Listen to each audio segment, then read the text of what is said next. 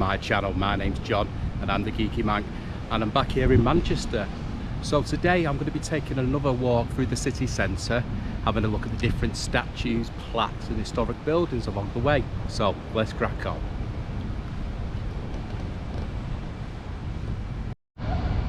So I'm following on from my last video. Just across the way is the cathedral and Chetham's College.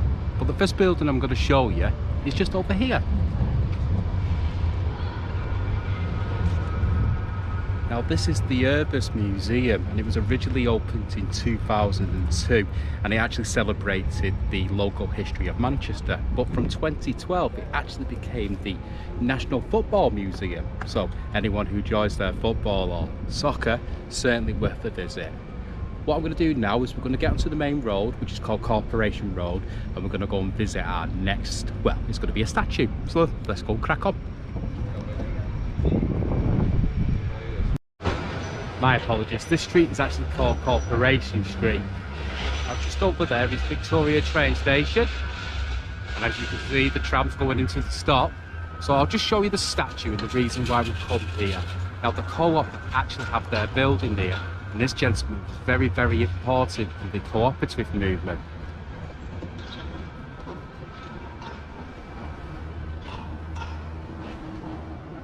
This is Robert Owens. So, time for some geeky facts.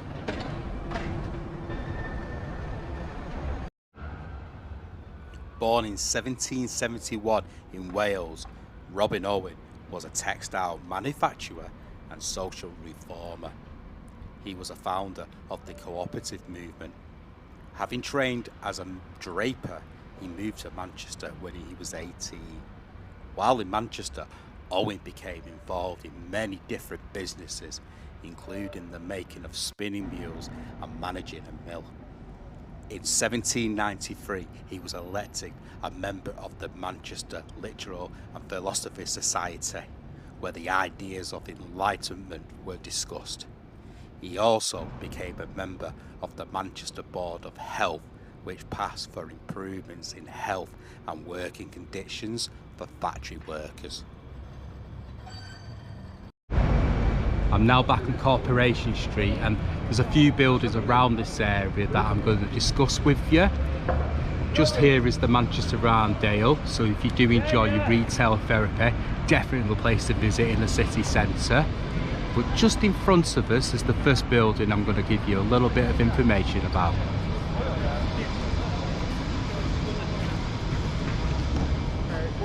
This is the printworks, and as you can probably tell by the name, it was originally a print working. It opened in 1873, and it actually had a printworks or printing producing there till 1986.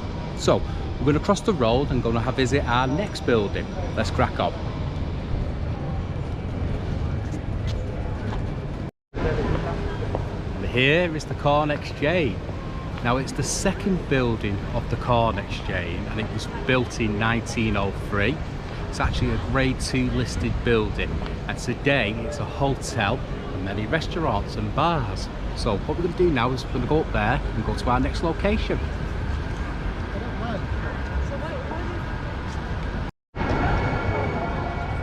And just across there is the entrance into the Manchester Roundale. So like I said before, if you enjoy your retail shopping, definitely the place to go. I'm going to show you a plaque now, and for any rugby league fans, you may find it interesting.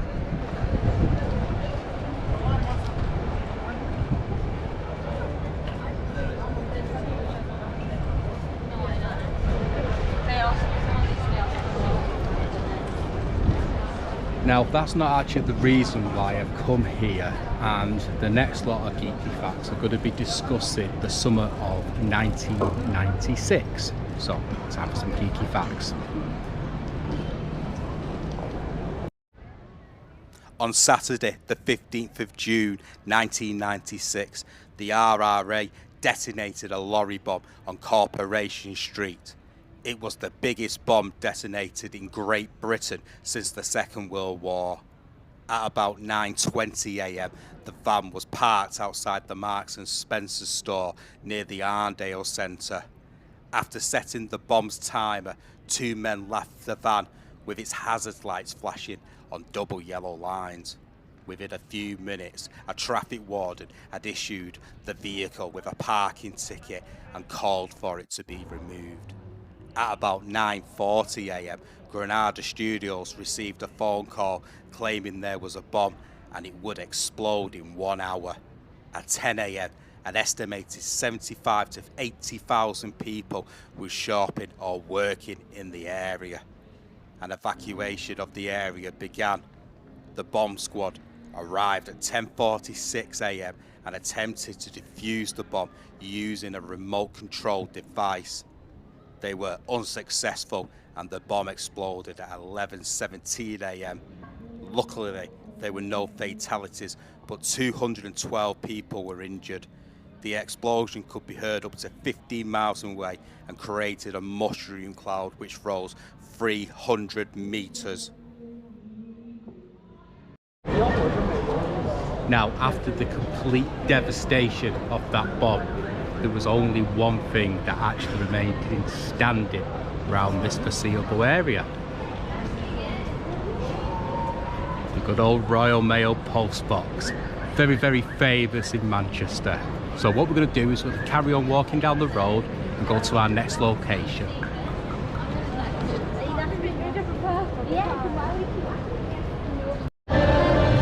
I've now just come off Corporation Street and I'm actually on Market Street. And the next building we're going to have a discussion about is just over here. This is the Royal Exchange. So, time for some geeky facts.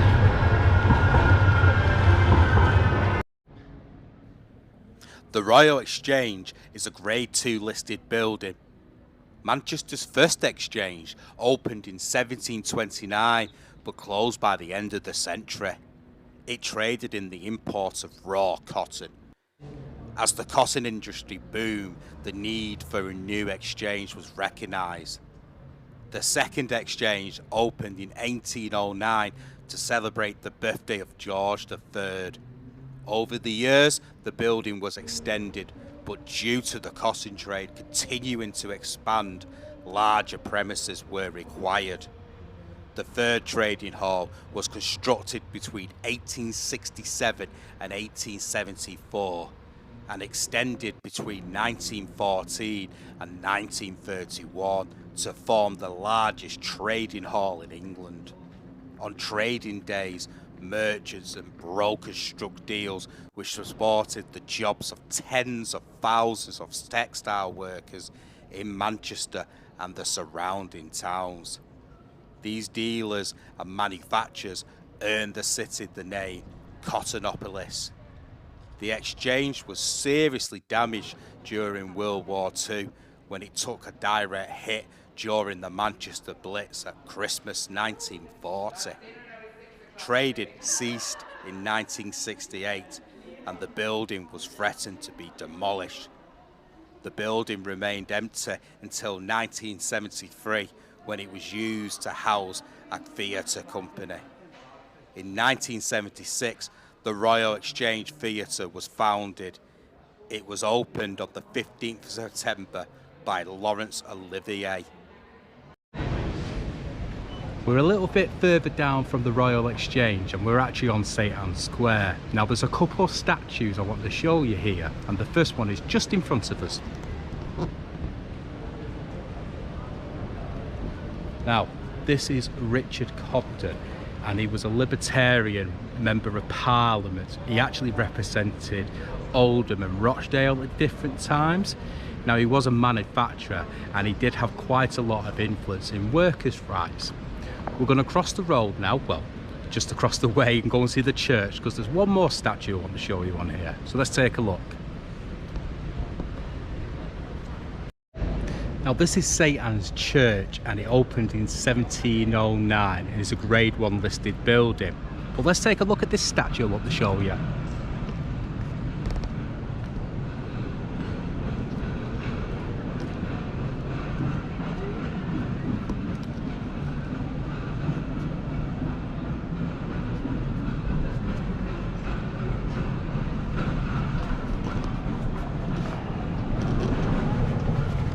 Now, this is Homeless Jesus, and he was actually sculptured by Timothy Shines.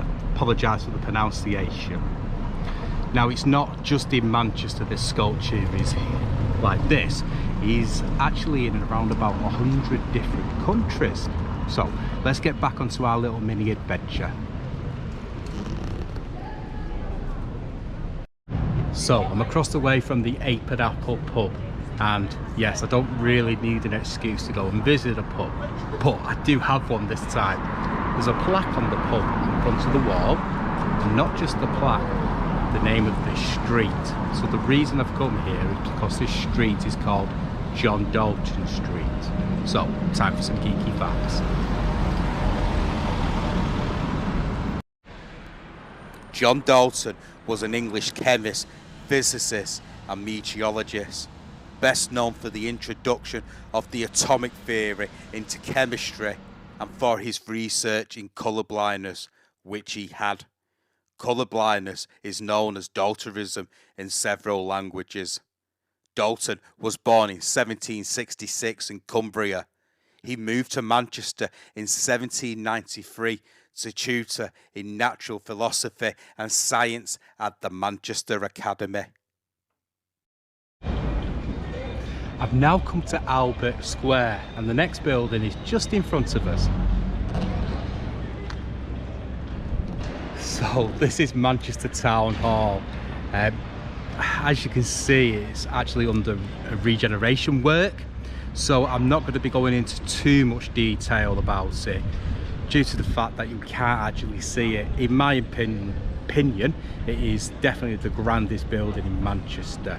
Now, it's a Grade 1 listed building and it opened in 1877. But like I say, I'm going to come back once it's completed so you can see the full grandeur on tape. So let's continue with our walk. I'm just on Mount Street and Peter Street is in front of me. The reason I've come here is because of this building just across the road. This is the Midland Hotel. So, time for some geeky facts. The Midland Hotel was opened in 1903 and was built by the Midland Railway Company for the Manchester Central Station. It is a Grade 2 listed building. The hotel had a 1,000-seat purpose-built theatre where opera and drama performances were staged. It also had a roof terrace. On Wednesday, the 4th of May 1904, Charles Rolls and Henry Royce met at the Midland Hotel, leading to the formation of Rolls-Royce. So this has been today's video. In my next video of Manchester, I'm going to be continuing through the city centre. Once again, discovering the different plaques, statues and historic buildings along the way. So until next time, peace and love.